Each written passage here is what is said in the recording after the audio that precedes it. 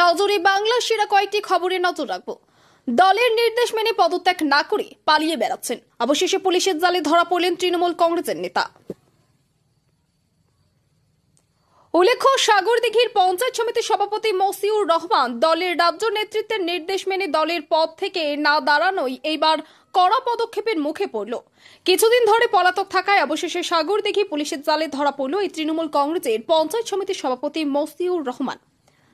এবার এসআইআর নিয়ে তীব্র কটাক্ষ করলেন বিজেপি দলের নেতা শ্রী রূপা মিত্র চৌধুরী।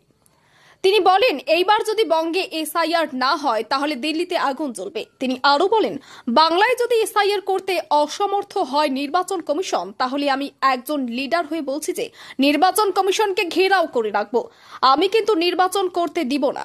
বিজেপি নেত্রীর মন্তব্য ঘিরে তোলপাড় বাংলার রাজনীতি। 2026 বিধানসভা নির্বাচনকে লক্ষ্য রেখে প্রত্যেকটি দল নিজের শক্তি বৃদ্ধি করতে ব্যস্ত। এমনই এক চিত্র ধরা পড়ল হুগলি জেলার বলাগড় বিধানসভা কেন্দ্রে। এই বিধানসভার বর্তমানে তৃণমূল কংগ্রেসের বিধায়ক আছেন মনোরঞ্জন বেপারী। তার বিধানসভায় তৃণমূল কংগ্রেস ও সিপিআইএম ছাড়ে 12টি পরিবার বিজেপিতে যোগদান করে।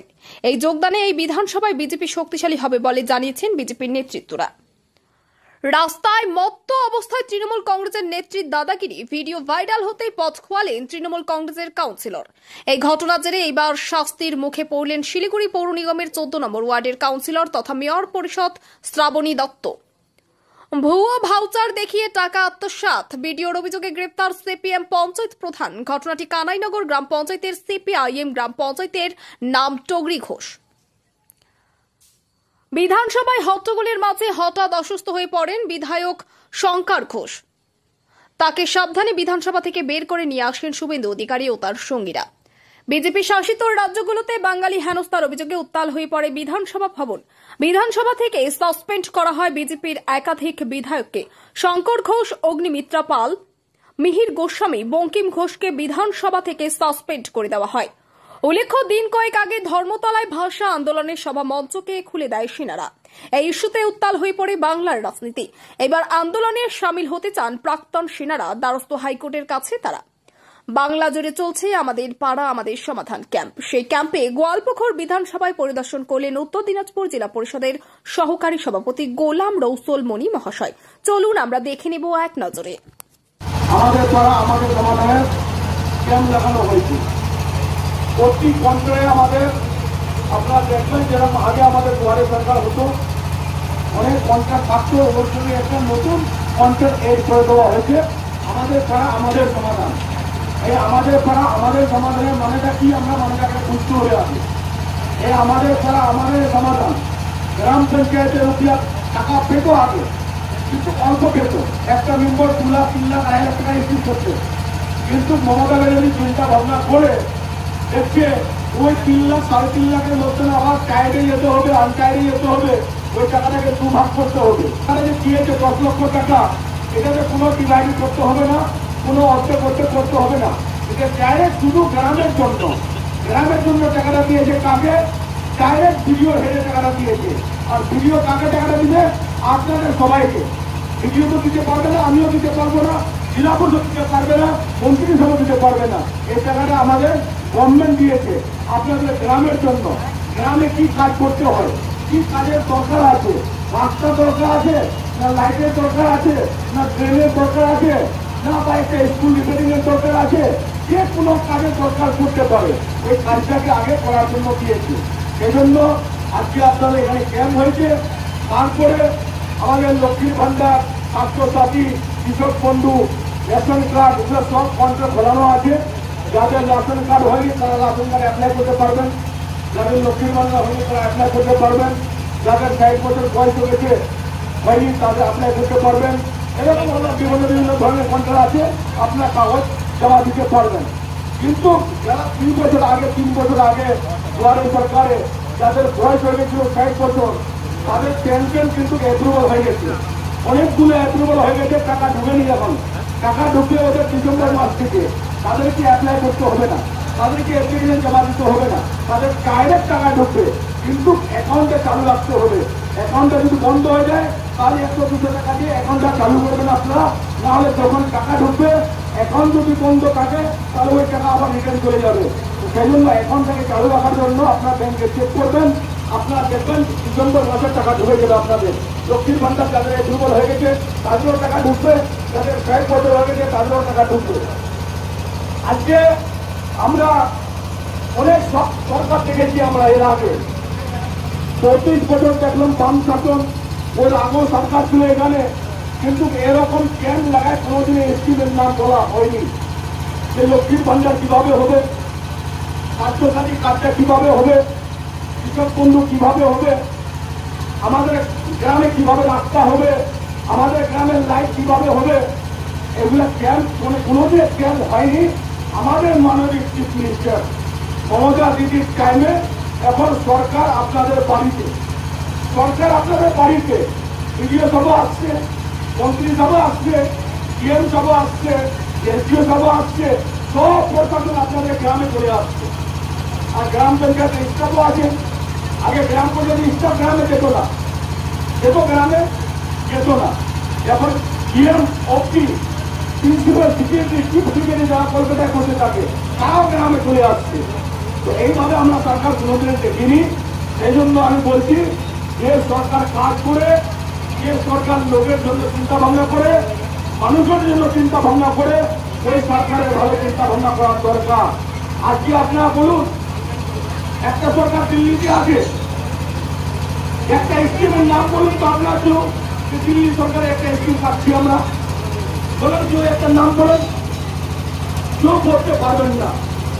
ছিল একটা টিকা স্কিম, আমি বলছি আপনাদের সামনে, এমজি এনআরজিএস লেবার কার্ডের টাকা, পিএমওয়াই প্রধানমন্ত্রী আবাস যোজনা, ওই দুটা তো বন্ধ হয়ে গিয়েছে।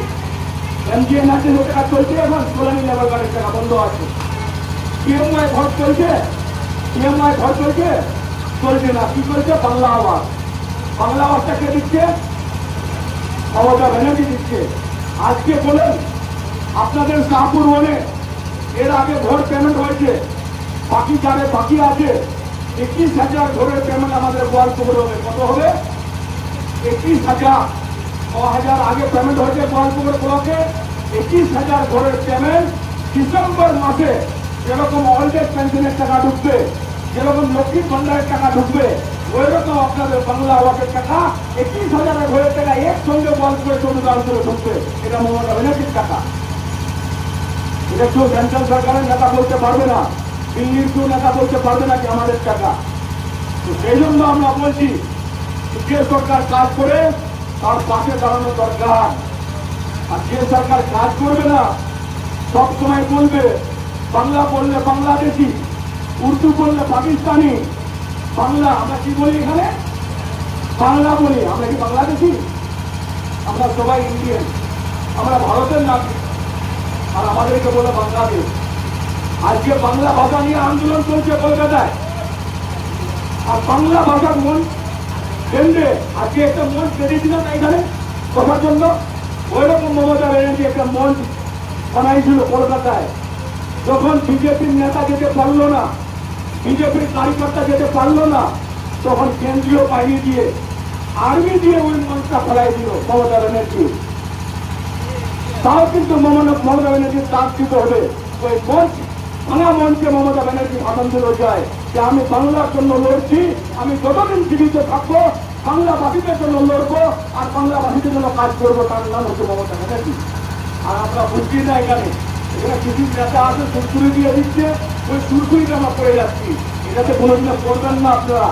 কাজ করবে মমতা ব্যানার্জি, নাস্তা করবে মমতা ব্যানার্জি, লক্ষ্মীর ভান্ডার করবে মমতা ব্যানার্জি, কৃষক বন্ধু দিবে মমতা ব্যানার্জি, বাংলা আবাস দিবে মমতা ব্যানার্জি, স্বাস্থ্যসাথী কার্ডের এলাজ দিবে মমতা ব্যানার্জি। 94 স্কিম আগে থেকে চলছে, একটা নতুন স্কিম করা হয়েছে।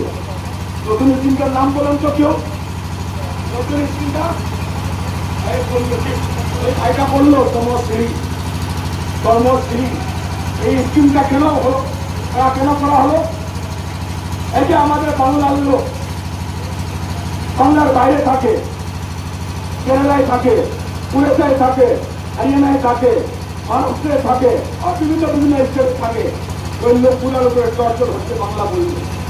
বাংলা বললে টর্চর হচ্ছে। সেই জন্য ওখান থেকে যদি ভেঙে চলে আসে কেউ, যদি কাজ করতে না যেতে পারে, তাহলে মমতা ব্যানার্জি স্কিমটার নাম রাখা যায় কর্মশ্রী। তার আসার জন্য, বাড়ি আসার জন্য 5,000 টাকা দিবে ওকে ভাড়া। কত দিবে ভাড়া? 5,000 টাকা। তারপরে ওদিন যতদিন কাজ করছে না, বাইরে যাতে পারছে না, বা কোনো আমাদের বাংলায় কাজ করতে যাতে যেতে পারছে না, তাকে দিবে 5,000 টাকা মাস। কত দিবে? 5,000 টাকা মাস, 12 মাস। 12 মাস। এখানে কোনো বিজেপির নেতাকে বলেন তো 1,000 টাকা মাস দেন। 6 মাসে তো আমার সামনে মেয়ে আছে, ধরে বলুক তো কে 1,000 টাকা মাস দিবে? মমতা ব্যানার্জি কিন্তু বলে দিয়েছে যে কাজ করতে পারবে না, যে বাড়িগুলো আসবে ওকে 5,000 টাকা ভাতা দেবো আমি। আর যদি 12 মাসে যদি কাজে লাগাই দিতে পারি ওকে পশ্চিম বাংলার ভিতরে, তাহলে ওই 5,000 টাকা আমি বন্ধ করবো, তাহলে ওই 5,000 টাকা ভাতা হিসাবে পাবে। তার নাম হচ্ছে মমতা ব্যানার্জি। আজকে লক্ষ্মী ভান্ডার 1,000-1,200 টাকা মমতা ব্যানার্জি দিবে। আজকে বলেন তো 10 লক্ষ টাকা দিয়েছে বুঝে, মনটা হচ্ছে যে কত টাকা দিয়েছে? 10 লক্ষ টাকা একটা বুঝে। 80,000 বুথ আছে আমাদের পশ্চিম বাংলায়, 8,000 কোটি টাকা দিয়েছে। কত দিয়েছে? 8,000 কোটি টাকা। আর আমাদের টাকা কত এসে আছে দিল্লিতে জানেন? কত টাকা এসে আছে?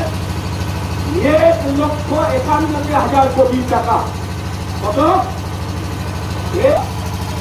জিএসটির টাকা, ট্যাক্সের টাকা, পিএমআই টাকা, এমজি এনআরটিসের টাকা, হেলথের ঘরগুলো হচ্ছে হেলথের টাকা, এই যে বর্ডার লাইনে রাস্তা হচ্ছে বিএডিপি, ওই টাকা, সব টাকা বন্ধ করে রেখে 1,91,000 কোটি টাকা বন্ধ করে রেখেছে।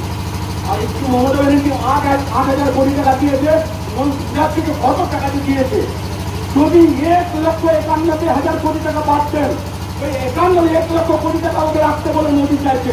91,000 কোটি টাকা যদি আমাদের দিয়েছে, তাহলে আমাদের বাংলায় লক্ষ্মী ভান্ডারটা মমতা ব্যানার্জি বলবেন না 1,000 না, ওখানে 2500 টাকা করতে বাধ্য করবে, কিন্তু টাকাটা বন্ধ করে রেখেছে। আজকে আপনাদেরকে জবাব দিতে হবে। যদি কোনো নেতা আছে সেন্ট্রাল লেভেল, ওকে বলেন যে আপনারা কি দিচ্ছেন, বলবেন এটা দিচ্ছে, ওটা দিচ্ছে, এটা দিচ্ছে, আপনারা কি দিচ্ছেন? এটা প্রশ্ন করুন। আমরা বলছি কি যে দিবে বেশি, ওর আমরা এগেনস্টে বেশি বলবো, ওর এগেনস্টে আমরা কথা বলবো। যে দিবে না, ওর আমরা প্রশংসা করবো। এটা কোনোদিন হয় না। যে কাজ করে ওর প্রশংসা করার দরকার, যে কাজ করে না তাদেরকে এখান থেকে ভাগাই দেওয়ার দরকার। সেই জন্য আপনাদের কাছে অনুরোধ, আপনারা প্রশ্ন করুন যারা আপনার বাইরে থেকে বিজেপির নেতা হোক বা কংগ্রেসের নেতা, আপনাদের সরকার কি দিচ্ছে একটা নাম বলেন তো। সেই জন্য আপনাদের কাছে অনুরোধ, ওদিকে না তাকে মমতা ব্যানার্জির পাশে থাকুন, আরো বাড়িতে উন্নয়ন করুন, আমাদের এলাকার উন্নয়নটা নিন, আমরা এলাকায় যেন উন্নয়নটা করতে পারি। সেই জন্য আপনাদের কাছে অনুরোধ, আর বেশি দীর্ঘায়িত না করে আমার বক্তব্য এখানে শেষ করছি। আমার সঙ্গে একটা কথা বলবেন, জোরে বলবেন, আমাদের পাড়া। অনেক অনেক ধন্যবাদ আপনাদেরকে।